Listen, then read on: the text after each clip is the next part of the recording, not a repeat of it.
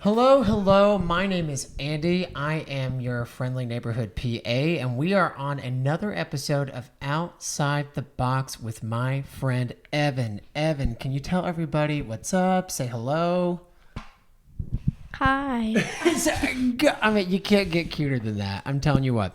So, we're here.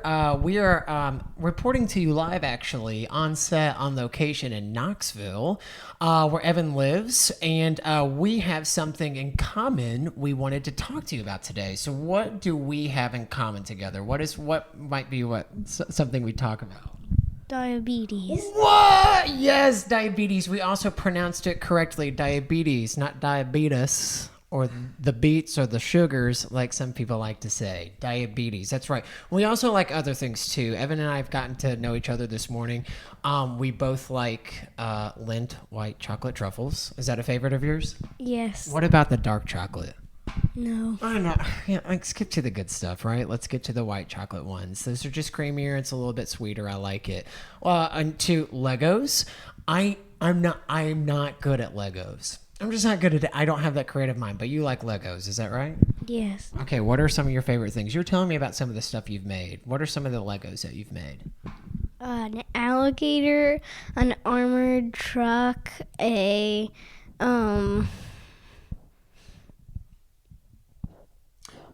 All of it. He's made so many things. It's just hard. Like there's just ideas at the wazoo. He's made so many different things. But this alligator too is special too because it's a robot alligator. It's a robot alligator. For those of you, our audience, sometimes they may not know what that is.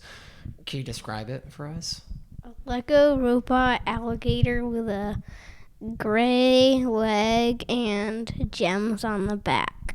I think see the gem, and so we Googled this. We have asked Siri many a question this morning about some of the gems. So the gems, it gives you special powers, and so this alligator probably I don't know can do something. I'm sure. Does it have a special power?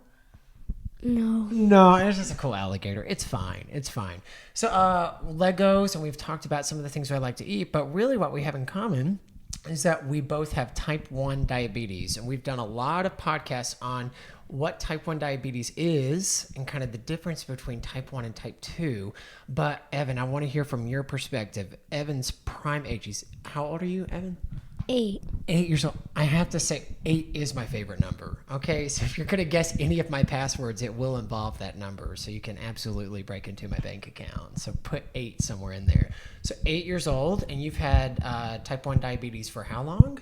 A year. A year. So we're going right on our year anniversary. We did talk earlier. You remember your diabetes birthday, right? When is your diabetes birthday? April 26th. What? That's a very spring diabetes birthdays. So a lot of people with diabetes celebrate their diabetes birthday. It's their diaversary. Do you celebrate it all for that day? Yeah. What? Okay, I'm just going to say, Mom is behind the camera. We have not once. Not once. I'm not calling you out right now, but note to the booth right now, we have not celebrated one diabetes birthday over 17 years and 26 years for my sister, so you're ahead of the game. What kinds of things do you do for your diabetes birthday? Last year we went mini golfing. What? Take note, Mom. Okay, there we go. So you went mini golfing last year? Yeah. That sounds like fun. Did you have fun while you were doing it? Yeah. Whenever you celebrate your diabetes birthday, is it kind of like taking a break from diabetes, or you just kind of do whatever you want that day, or is it more like, you know what, I'm going to do something fun to celebrate the good things I've done this year with diabetes? I kind of just do fun things. Doing fun things. I think that's our real takeaway from today. We need to do fun things. I think that's awesome. Now, tell me this. Do you remember the day that you were diagnosed? Do you remember what happened? Yeah. Can you tell us? I got a blood test, a shot, a finger prick, and I couldn't eat anything all day. That's a long time without eating. That also sounds like a lot of needles, right? Yeah. That's a lot of needles. Now, from someone who does put needles in their face, I am no stranger to needles. That's why I'm not moving much in my face today. That will be a later podcast, and you're not ready for that type of needle just yet, okay? That's a long time in the future. But for the needles that day, that seemed like a lot, right? Were you scared? No, a little bit. No, I was about to say, I was scared when I was diagnosed. So you were a little bit scared? Yeah. Did you kind of know what was going on? Not really. Do you know anybody else with diabetes? Yeah. Do you now, or did you know before too?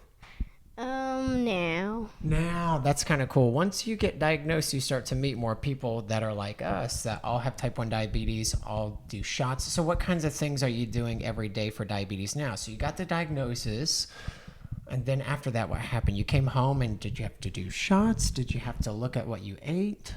I had to do shots, and I had to carb count, and I had to do finger pricks. That's a lot. And is that just one time, and you never had to do it again? No. Oh, no. Okay, so how many times do you have to do that?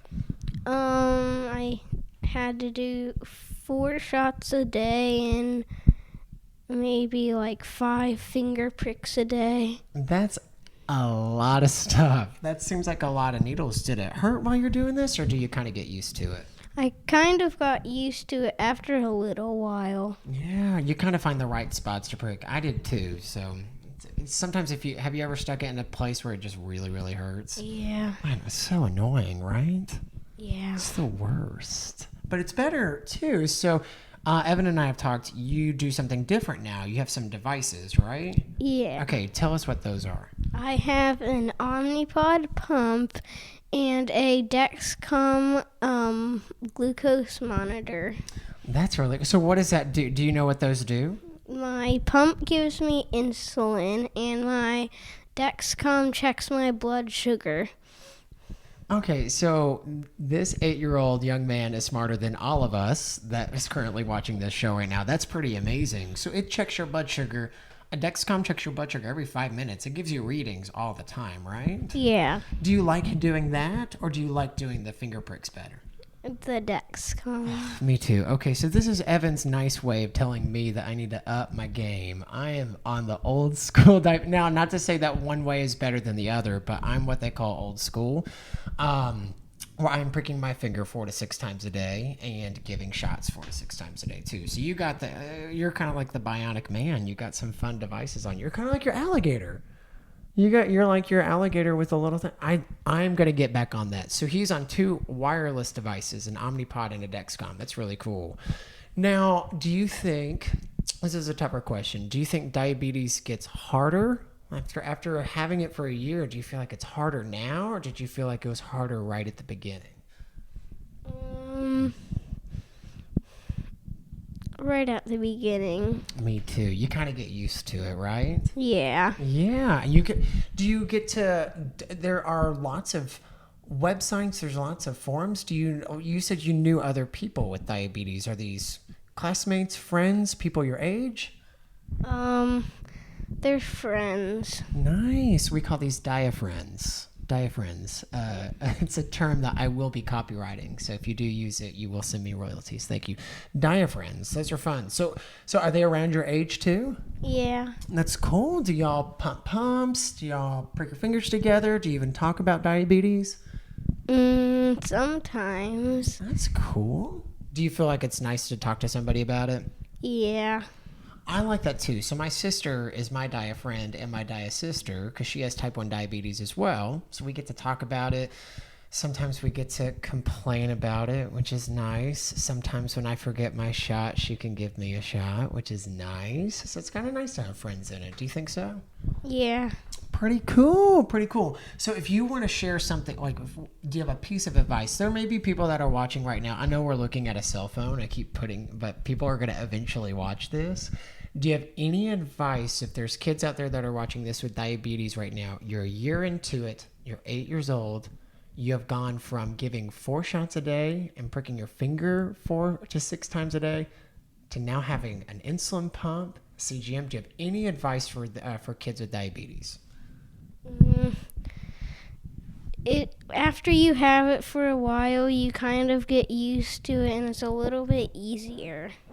That's good. So maybe there's a little bit of hope in there that it gets easier with time. What made it easier for you? Did you have to just say, you know what, I'm going to keep practicing at this and keep trying? Was there a trick, or was it just take time? We just had to like learn what foods were better and what to do if I had high blood sugar or low blood sugar and how to keep my blood sugar good. I need to write all this stuff down. This is good advice. That's awesome. Now, what do you think about the future of diabetes? Do you think that there'll be a cure out there? Yeah. What? Can it happen now? Yeah. Yeah, let's just do it. Let's be done with this, right? Though I think he has made a very good point that we're very patient with it, right? We just have to be patient. It's going to come someday. Yeah. I think that's awesome. So in the meantime, we do some fun stuff. So Evan has friends with diabetes that are all over the place. And I wrote a book. We have a children's book. You've read the book, right? Yeah. Have you memorized it? No. Okay, so we didn't do our homework. That's fine. I'm kidding. I didn't ask you to memorize it. I haven't even memorized it. What are we're going to read the book here in a second. What are some of the stuff that you've learned from it? It's called Andy and the Beats. It's kind of a fantasy story. Do you think of that it's real? No. No, there's some fantasy in there too. There's some things that aren't real. The virus isn't this big person that comes in and has your pancreas ever talked to you? No. Mine does. It's kind of, the story kind of ends with Andy not finding a cure for diabetes. What do you think that means? It will come someday, but just not this day right now. And that means that he still has to be hopeful, right? Yeah. And I think Evan is demonstrating that perfectly. Do you have anything else you want to tell our audience? No. Do you want to sing a song for them? No. What? Okay, I thought you wanted to. Sorry, I didn't mean to put you on the spot. Evan also told me he likes to tap dance. Do you want to tap for the audience? No. No. Okay. So do some ballet, some point. No. Okay. Yeah. I don't know. Shoot a bow and arrow. No. No. Okay. None of this. Maybe we make some crafts. No. Okay. None of that too. We eat. No. What? Okay, that's the one thing. We're both good at eating. We know exactly what's going into our mouths. Okay, how about we read the book? Yeah. Okay, there we go. Ladies and gentlemen, you've heard it from your man, Evan. We are going to go into the book. Yes. Okay, so Evan's going to read the first page. We're going to talk a little bit about the illustrations. But this book is called Andy and the Beats. I dedicated this book. Well, now that I've met you, I'm dedicating the book to you, okay? So we didn't know each other before I wrote this. It's a long time ago. But one of my dear friends, Tina Arfay, is the inspiration for Dr. Arfay, and she let me mispronounce her last name so that Day rhymes with Faye, rhymes with Arfay. So she's a dear friend of mine, an actress in Chicago. She's wonderful. And to my sister, too, my dia sister and my dia friend, who also has diabetes. So we are going to start Andy and the Beats. And you're going to start us off. Evan, it's going to be awesome. You got it. Type 1 diabetes. Sam asked and gave a hand as Andy told the story of the Beats and how it all began. Awesome. Okay, so we got some pictures too, the two friends talking. All right, next page. You just want to keep going? No? Okay, can we switch every other page? Maybe. We'll do one more page. Okay. It was a day like any other, wildly careless and carefree. I went to school, played some ball, and climbed the highest tree. Tired yet satisfied, I slept while Mother read. Little did I know a monster lurked beneath my bed. Can you see the monster on there? Okay, it's right there too. And I think he's up there too, playing basketball. The monster morphed and grew and blew, bellowing who he was. I'm the virus, a villain here to wreck your pancreas. With a cridge and a crunch, a smidge and a smunch, I ached to see daylight. The attack was swift, but left me hunched in the longest of long nights. Where do you think the monster is? Right here. So on every page, most of the pages in this book, drawn beautifully, illustrated beautifully by Karen Maston, you can see some of the monster. All right. I was thirsty and tired and lost in a dream like murky muck. I couldn't see, I felt a stinging, sickly kind of yuck. Then suddenly 3 girls appeared out of a purple haze. We're the Beats, here to teach and guide you through this maze. You see where the monster is on this page? Right there, he's right at the top. All right, what else is on Keys. So there's hidden keys all over this too. They quickly lifted me from the dark and began to plant the seed. We're a magical trio that helps kids in times of need. No problem with a sinking ship, a crashing car, or a plunging plane. We survived so that you may thrive and get in the fast lane. Ooh. When I woke, Mom saw how bad I felt and took me to the dock. We sat waiting, anticipating as the minutes ticked and talked. With a bang and a boom, we heard from the room a voice low-pitched and stern. The door gave a creak as we heard someone speak. Come in now, it's your turn. Yes, creepy. Where's the monster on this? Is that the monster? Who's that? I think that's the doctor. I think that's the doctor on the page.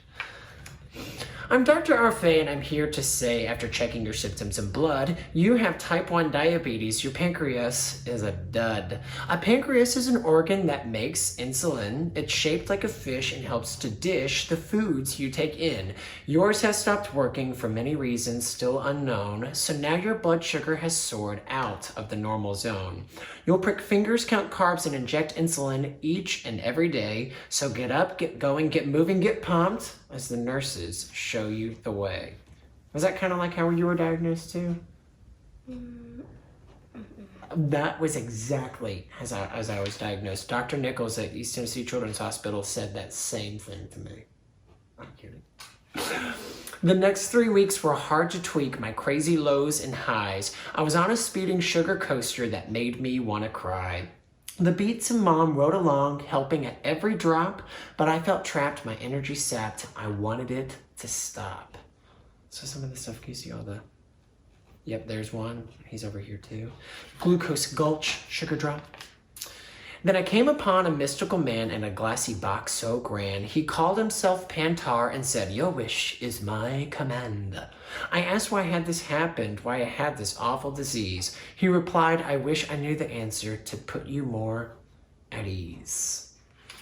Perfect. Then the Beats appeared and huddled quite near to devise a new game plan. We'll follow the clues, research the news, look everywhere we can. They urged me to unlock new doors and use the tools of science to find the key and make the cure, a Diabetes Alliance. I told Evan earlier, this is my favorite page. That's my favorite drawing. Is this one your favorite too? Yeah. Or you're just saying that because it's my favorite? Okay, that's okay. That's fine. After trying out so many keys, we threw in all we knew. So many doors to unlock and find the perfect brew. A final pinch of magic as it simmered with a stir. A swirl, a swish, a twirl, a wish. My eyes began to blur. It's pretty cool. Oh, yep, there it is. Is there another one on this page? I think that's a spider. The bulky bucket bubbled and brewed our cure for diabetes, with insulin and stem cells teaming up to form a treaty. I drank the rainbow liquid dream that drenched and quenched my veins. I was ready for the release of my diabetic chains. If someone gave this to you, would you drink it? You would? Okay, ladies and gentlemen, you heard it first. He would, and I would too, okay? I waited for that great big change, the cure to arise. I looked to the Beats for help and asked, where is my prize? But all I saw on the tallest hill was the monster yelling something, but it didn't matter what it was. I was alone. I felt nothing. Where is he? Yep, he's right there. Two of the Beats are hiding out around there. Just as my aching heart couldn't take much more of this pain, a light from my window shone brightly like a rainbow after the rain. I looked up to see a key, this one different than before. It was hanging from a chain of hope, of love, and so much more. Is the monster on this page too? Yeah, but he's outside. That key's hanging from me. Outside, I saw my mom walking happily with a crew of kids with type 1 diabetes, just like me, just like you. I found that I was not alone in having this disease as we pricked fingers, pumped pumps, and left lots in the breeze. Is he on this page? Yeah. What I learned from the Beats was to be strong and take hope and share my story with others and help them to cope. Though it may be in the distance and very hard to see. There will be a cure someday. Just hold on to your key. And ladies and gentlemen, you heard it first from Evan right there. And There's a key. Show everybody what there is a key in this book too. So what do you think that key means? I don't know. What do you think? You said it earlier too. What do you think the key is? Do you think the key is an actual cure? Do you think that will cure it? Mm-mm. What do you think it means? It's a key to get the cure. Maybe it's like a symbol. It's like you have to hold on to your key. Maybe the key is just being patient and hopeful, like you said earlier. What do you think? I think it's a key to unlock the cure. I love it. That's going to come someday, right? I think Evan's going to be the one to cure it. This is the smartest individual I've ever met. So, Evan, when you're ready for it, I'll be ready for it too. Okay, brother? All right, perfect. Anything else you want to share with them? No, we're done, right? We did great. Okay, I feel like they were clapping and cheering and screaming on the other side of the screen. Even though it's just a second. Perfect. Thank you. This is Andy and the Beats. Share this with anybody that might have diabetes in your life. Friends, kids, grandparents, whatever. This is for people of all ages. And maybe too that you'll get to read this someday to someone much younger than you when they get diagnosed and help them out. What do you think? Pound it. Boom! You did great. You did great. You're awesome.